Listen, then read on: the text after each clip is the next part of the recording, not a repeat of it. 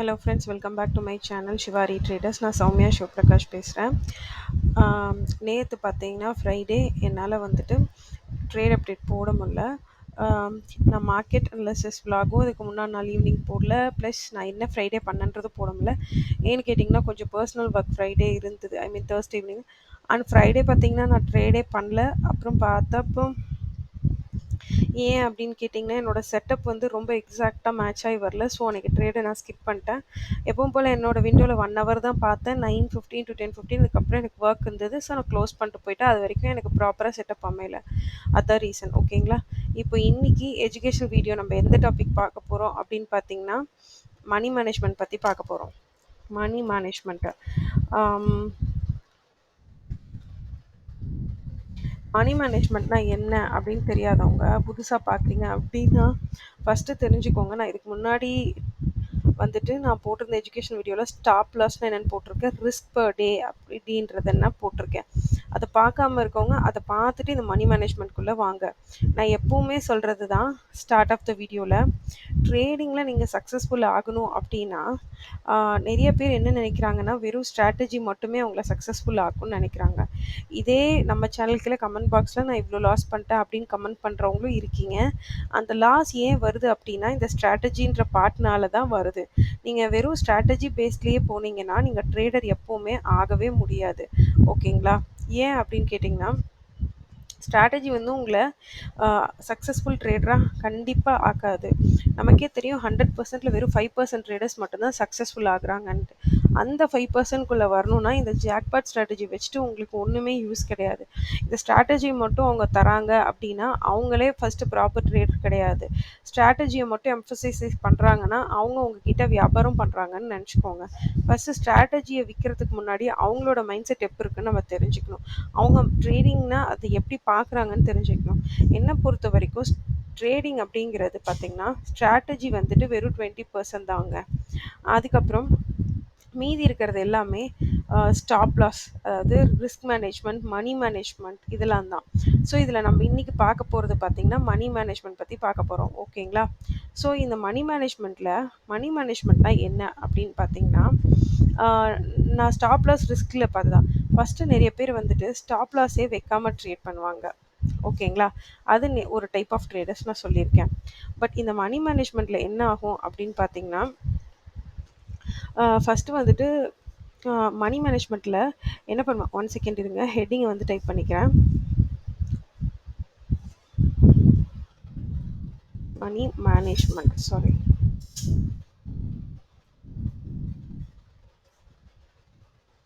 First நான் ஒன்று சொல்கிறேன், அது யாரெல்லாம் பண்ணியிருக்கீங்கன்னு கொஞ்சம் யோசிச்சு சொல்லுங்கள். 9:15 மார்க்கெட் ஓப்பன் ஆகிருக்கும். ஃபஸ்ட்டு ட்ரேட் எடுத்திருப்பாங்க. அவங்களுக்கு வந்துட்டு எஸ்எல் கொடுத்துருக்கோம். ஓகேங்களா? அதுக்கப்புறம் என்ன பண்ணுவாங்கன்னா இதோட அவங்க விட மாட்டாங்க. செகண்ட் ட்ரேட் எடுப்பாங்க. செகண்ட் ட்ரேடில் வந்து பார்த்திங்கன்னா நான் ஆல்ரெடி ஸ்டாப் லாஸ் வந்து சொல்லியிருக்கேன். ஒரு 3000 அவங்களோட ரிஸ்க் பர் டே வந்து 3000 வச்சுக்கோங்களேன். அவங்க என்ன பண்ணியிருப்பாங்க, ஆல்ரெடி ஒரு 3000 ஸ்டாப் லாஸ் வாங்கியிருப்பாங்க. திரும்ப அவங்க என்ன நினைப்பாங்க, பரவாயில்ல மார்க்கெட் வந்துட்டு நம்ம ஸ்டாப் லாஸ் வந்துட்டு எடுத்துகிட்டு திரும்ப நம்ம டைரெக்ஷன்லேயே போகுது அப்படின்னு சொல்லிட்டு மறுபடியும் ஒரு எஸ்எல் வந்துட்டு மறுபடியும் ஒரு ட்ரேட் எடுக்கலாம் அப்படின்னு சொல்லிட்டு மறுபடியும் ஒரு எஸ்எல் வச்சோ வைக்காமலோ ட்ரேட் எடுத்திருப்பாங்க. ஸோ அப்போ என்ன ஆயிருக்குன்னு பார்த்தீங்கன்னா 10:30க்கெல்லாம் மார்க்கெட் வந்துட்டு மறுபடியும் அவங்களுக்கு ஒரு எஸ்எல் வந்துட்டு கொடுத்துருக்கோம். அதுக்கப்புறம் பார்த்திங்கன்னா அவங்க சும்மா இருக்க மாட்டாங்க. இது 10:30 to 11:30க்குள்ளே இவங்களுக்கு மறுபடியும் ஒரு எஸ்எல் வாங்கியிருப்பாங்க. அப்போ இவங்க சொல்லுவாங்க, இல்லை 10:30 to 11:30ல மொமெண்டம் பெருசாக இல்லை, 12:30க்கு வந்துட்டு மார்க்கெட் சூப்பராக மூவ் ஆகும். ஸோ 12:30க்கு வந்து நான் வந்துட்டு மறுபடியும் ட்ரேட் எடுத்தோம்னா மொமெண்டம் வரும்னு சொல்லுவாங்க.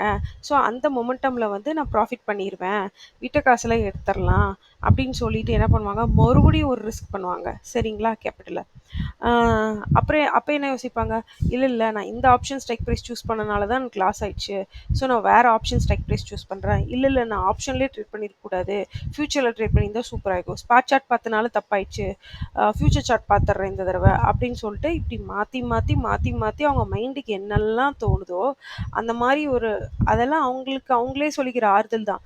ஸோ அதுக்கேற்ற மாதிரி சொல்லி சொல்லி சொல்லி சொல்லி அவங்களுக்கே ஒரு கன்வின்சிங் பதில் கொடுத்து கொடுத்து கொடுத்து என்ன பண்ணுவாங்கன்னா கண்டினியூஸாக ஸ்டாப் லாஸ் வாங்க.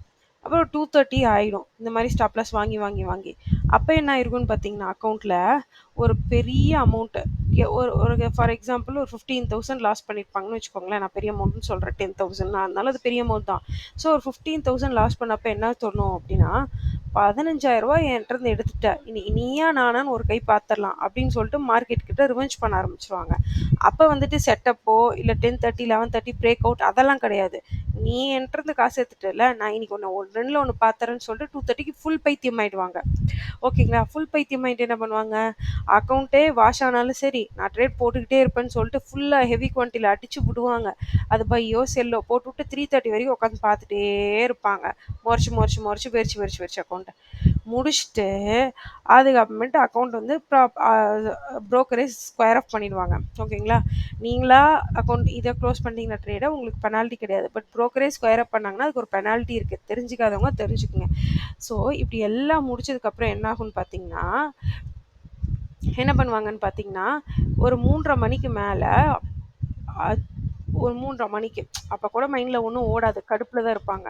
எல்லாம் முடிச்சுட்டு இல்லை வெளில போகிறதுனா போயிட்டு வந்துட்டு இல்லை வீட்டுக்குள்ளேயே அடைஞ்சிருக்கனாலும் அடைஞ்சிருந்துட்டு ஒரு ஒரு பீஸ்ஃபுல்லாக யோசிக்கும்போது அவங்களுக்கு என்ன தெரியுமா ஃபஸ்ட்டு தோணும், அந்த ஒரு ட்ரேட் எஸ்எல் மட்டும் வாங்கியிருந்தா இன்னைக்கு வெறும் ஒரு 1500 இல்லை 3000 எதோ அவங்க ஸ்டாப் லாஸ் பர் டேவோ அதோடய முடிஞ்சிருக்கும். சரி 1500ன்னு வச்சுக்கோங்க. 1500 ஓகேங்களா? 1500னா சே 1500 தான் போயிருக்கும் இல்லை? அப்போ கேபிட்டல் வந்து நம்மளோட கேபிட்டல் ஒரு 50,000ன்னு வச்சுக்கோங்க. மீதி அவங்களோட அக்கௌண்ட்டில் எவ்வளோ இருந்திருக்கும், 48,500 வந்துட்டு மீதி அவங்க அக்கௌண்ட்லேயே இருந்திருக்கும். அடுத்த நாள் ட்ரேட் பண்ணும்போது அவங்க 1:2 ப்ராஃபிட் பண்ணியிருந்தாங்கன்னா கூட அந்த 1500 லாஸ் போக அவங்க 1500 ப்ராஃபிட்ல இருந்திருப்பாங்க.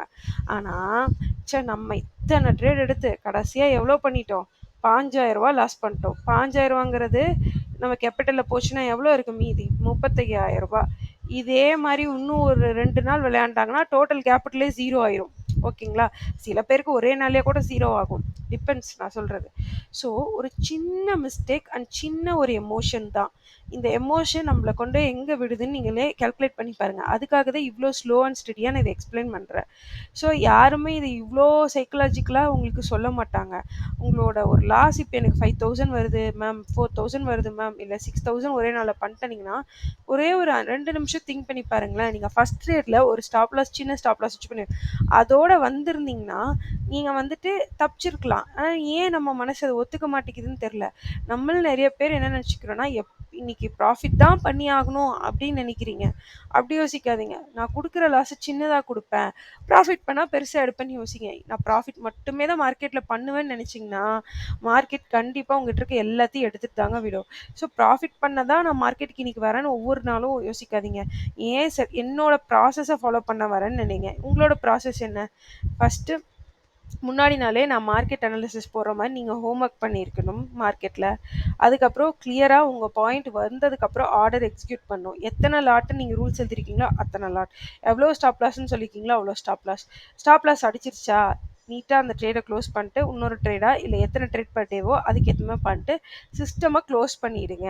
சிஸ்டமை க்ளோஸ் பண்ணாமல் வெறிச்சு சிஸ்டமை பார்த்தீங்கன்னா தான் அடுத்த ஹையர் ஹை போகுது. ஸோ அடுத்த வந்துட்டு ஹையர் அண்ட் ஹை வந்துட்டு போகுது, இங்கே ஒரு பை பண்ணலான்னு நினைப்போம். ஆனால் மார்க்கெட் என்ன பண்ணுவோம், போட்டு அடிக்கும் நம்மள. இல்லைன்னா என்ன பண்ணுவோம், இல்லை இப்போ பையிங் தான் போயிடும் அப்படின்னு சொல்லிட்டு என்ன பண்ணுவோம், இந்த இடத்துல பை பண்ணுவோம். மார்க்கெட் என்ன பண்ணுவோம், ட்வைனிங் கீழே வந்துடும். உடனே அடுத்த ஸ்விங் இழுக்கும் போது நம்ம என்ன பண்ணுவோம், இல்லை இந்த தடவை பையிங் போயிடும் அப்படின்னு சொல்லிட்டு இங்கே ஒரு பையோ இல்லை இங்கே ஒரு பையோ பண்ணுவோம். ஆனால் அங்கே ஆக்சுவலி மார்க்கெட்டை கண்ணை மூடிட்டு நீங்கள் பார்க்கறது நம்ம தப்புங்க. மார்க்கெட்டில் என்ன போயிட்டுருக்கு, இது பேட்டர்ன் பார்த்தா ஒரு சின்ன குழந்தை கூட சொல்லும் லோவர் அண்ட் லோஸ் ஃபார்ம் ஆகுதுன்னு. ஆனால் இதை நீங்கள் மார்க்கெட் முடிஞ்சு லாஸ்ட்லாம் வாங்கினதுக்கப்புறம் பார்க்கும்போது தெரியும், அடடா லோவர் அண்ட் லோ ஃபார்ம் பண்ணியிருக்கு, இது செல்லிங் சைன்ட்ரா அப்படின்னு சொல்லிட்டு. ஆனால் அது அங்கே லைவ் மார்க்கெட்டில் போகும்போது உங்களுக்கு எப்படி தெரியும், நீங்கள் பையிங் சைட் ட்ரேட் எடுத்திருந்தீங்கன்னா இல்லை இந்த ஸ்விங் ஹோல்ட் ஆயிரும், இல்லை இந்த ஸ்விங் ஹோல்ட் ஆயிரும் அப்படின்னு சொல்லிட்டு உங்கள் மனசு உங்களுக்கு ஆறுதல் சொல்லி மார்க்கெட்டில் எல்லா பைசாவையும் விட வைக்கும். இது எத்தனை பேருக்கு நடந்திருக்குன்னு சொல்லிட்டு கமெண்ட் செக்ஷனில் சொல்லுங்கள்.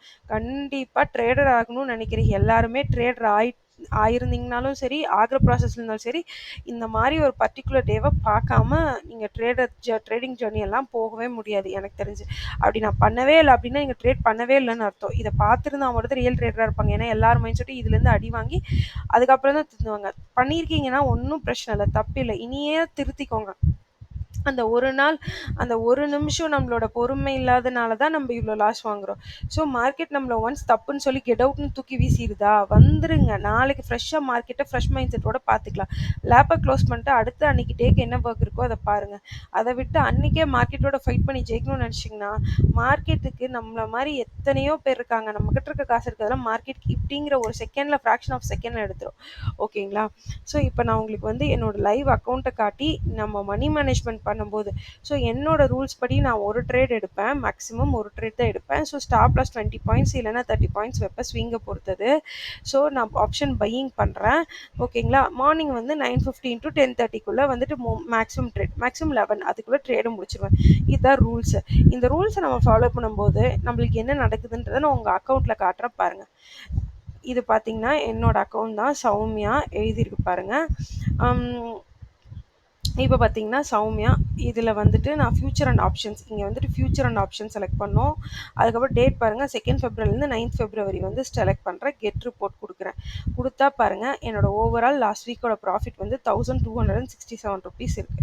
ஸோ சார்ஜஸ் அண்ட் டாக்ஸஸ் ₹313 போயிருக்கு. லாஸ்ட் வீக்லேருந்து தான் ட்ரேட் பண்ண ஆரம்பிச்சிருக்கேன். ட்ரையல் ட்ரேட்ஸ் தான். இப்போ இந்த 4 நாள்ல பாருங்க 2 நாள் ப்ராஃபிட் பண்ணியிருக்கேன், 2 நாள் லாஸ் பண்ணியிருக்கேன். பட் என்னோட ப்ராஃபிட் ட்ரேட்ஸ் 2லயும் நான் எவ்வளோ ப்ராஃபிட் பண்ணியிருக்கேன்? ₹2000. ஆனா லாஸ் பண்ண ட்ரேட்ல எவ்வளோ பண்ணியிருக்கேன்? ₹500 தான் பண்ணியிருக்கேன். ஸோ இப்போ இதுலேருந்து உங்களுக்கு என்ன தெரியுதுன்னா, நான் சொன்ன இது பார்த்துக்கோங்க. இப்போ தான் நான் வந்து அப்ஸ்டாக்ஸ்ல ட்ரேட் பண்ண ஆரம்பிச்சிருக்கேன். ஸோ அதனால இந்த ரிப்போர்ட் காட்டுறேன். ஓகேங்களா? அதாவது இப்போ வந்துட்டு டிஸ்க்ளைமருக்காக சொல்லிக்கிறேன். அப்ஸ்டாக்ஸ்ல அக்கவுண்ட் ஓப்பன் பண்ணுங்கிறவங்க டிஸ்கிரிப்ஷன்ல லிங்க் குடுத்துருக்கேன். அப்ஸ்டாக்ஸ்ல போய் ஓப்பன் பண்ணுங்க. ஸோ நான் ஆல்ரெடி சொன்ன பெனிஃபிட்ஸ் தான். அப்ஸ்டாக்ஸ்ல அக்கவுண்ட் ஓப்பன் பண்ணி அதில ஆக்டிவா ட்ரேட் பண்ணீங்கன்னா, நான் உங்கள வந்து வாட்ஸ்அப் குரூப்ல ஜாயின் பண்ணிக்குவேன். நம்பர் வந்து இந்த வீக்ல குடுக்குறேன்னு சொல்லியிருக்கேன். ஸோ அப்கமிங் வீக்ல கண்டிப்பா டிஸ்கிரிப்ஷன்ல என்னோட வாட்ஸ்அப் நம்பர் உங்களுக்கு கிடைச்சிரும். ஸோ அந்த நம்பர்ல நான் வந்துட்டு உங்கள அந்த குரூப்ல ஆட் பண்ணதுக்கப்புறம் டெய்லி வந்து என்னோட ட்ரேட்ஸ் நான் என்ன மிஸ்டேக் பண்ணேன், இல்ல நான் என்ன மாரி யோசிக்கிறேன் அப்படிங்கிற சைக்காலஜி ட்ரெய்னிங் வந்து நான் உங்களுக்கு லைக் ட்ரெய்னிங்னா நான் என்னோட ஆங்கிள் ஆஃப் மார்க்கெட் ஆஸ்பெக்ட்ட சொல்லுவேன். ஸோ நீங்க அதுலேருந்து உங்களோட மைண்ட் செட்ட திருத்திக்கலாம். ஸோ அத பார்க்கும்போது இல்ல ஒரு ட்ரேட் எடுத்தா போதும், ரூல்ஸ் போதும் அப்படின்ற மாரி நீங்க தெரிஞ்சுக்குவீங்க. ஓகேங்களா?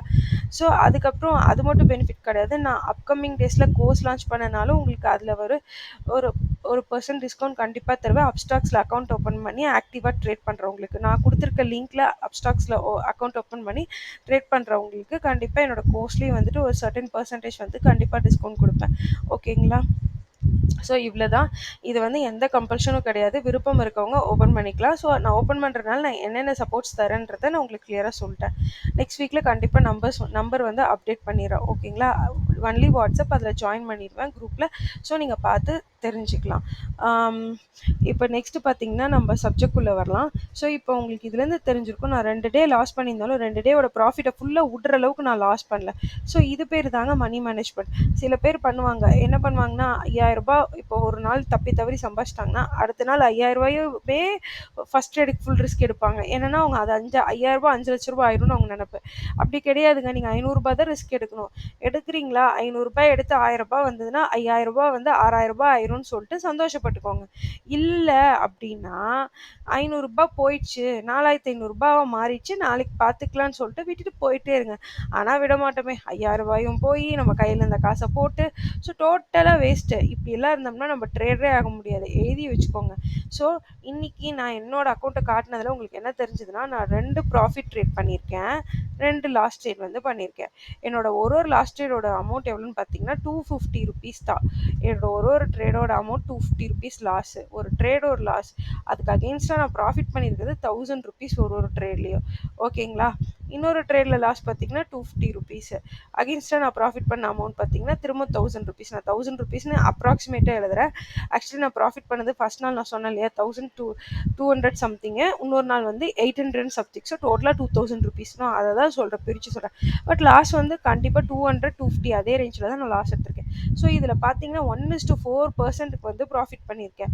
ஸோ லாஸ் பண்ணும்போது கம்மியா லாஸ் குடுக்குறேன். ப்ராஃபிட் பண்ணும்போது ஜாஸ்தி ப்ராஃபிட் பண்றேன். ஸோ இதுதான் மணி மேனேஜ்மெண்ட். நான் அன்னைக்கு லாஸ் பண்ணேன்னா, நான் அதுக்கப்புறம் நானா இருந்தாலும் அன்னைக்கு ட்ரேட் பண்ணலீங்க. அதான் ரியல் ஃபேக்ட். நான் மார்க்கெட் கூட ஃபைட் பண்ண மாட்டேன். அதுதான் வித்தியாசம். நீங்க ஃபைட் பண்ண ஆரம்பிச்சீங்கன்னா, நம்ம 0 ஆயிடுவோம் மார்க்கெட்ல. ஓகேவா? இதுதான் ரொம்ப முக்கியம். ஸோ இன்னைக்கு நான் மணி மேனேஜ்மெண்ட் பத்தி என்னால முடிஞ்ச அளவு கவர் பண்ணியிருக்கேன். ஸோ இத பத்தி இன்னும் எக்ஸ்டென்சிவா வீடியோ வேணும்னா அப்கமிங் டேஸில் இன்னும் போடுறேன். நிறைய லைவ் அக்கவுண்ட் பேசிஸில் நான் போட்டு காட்டுறேன். பட் இப்போ பேசிக் ஆஃப் மணி மேனேஜ்மெண்ட் பற்றி உங்களுக்கு கிளியர் ஐடியா வந்திருக்கும்னு நினைக்கிறேன். ஸோ பார்க்காதவங்க நம்மளோட வீடியோவில் stop loss, risk per day, அதுக்கப்புறம் மணி மேனேஜ்மெண்ட் பாருங்கள். உங்கள் ட்ரேடிங் கேரியரில் கண்டிப்பாக ஒரு சேஞ்ச் வரும். நான் சொல்கிறேன், உங்கள் மைண்ட் செட் கண்டிப்பாக சேஞ்ச் ஆகும். ஸோ இந்த ஜாக்பாட் ஸ்ட்ராட்டஜி பின்னாடிலாம் போகிறத விட்டுட்டு இந்த வீடியோஸை பார்த்துட்டு இதுலேருந்து நீங்கள் என்லைட்டன் ஆகிறத பாருங்கள். ஸோ மறக்காமல் இந்த வீடியோ பிடிச்சிருக்குன்னா நிறைய பேர்த்துக்கு முடிஞ்ச அளவுக்கு லைக் பண்ணி ஷேர் பண்ணுங்கள். ஏன்னா இந்த வீடியோ நான் எவ்வளோ எஃபோர்ட் போட்டு உங்களுக்கு சொல்லி கொடுத்துருக்கேன்னு தெரியும். அதே மாதிரி நான் அப்ஸ்டாக் அக்கௌண்ட் ஓப்பனிங் லிங்க் சொல்லியிருக்கேன் இல்லையா, அதையும் முடிஞ்ச அளவுக்கு பாருங்கள். Thank you friends.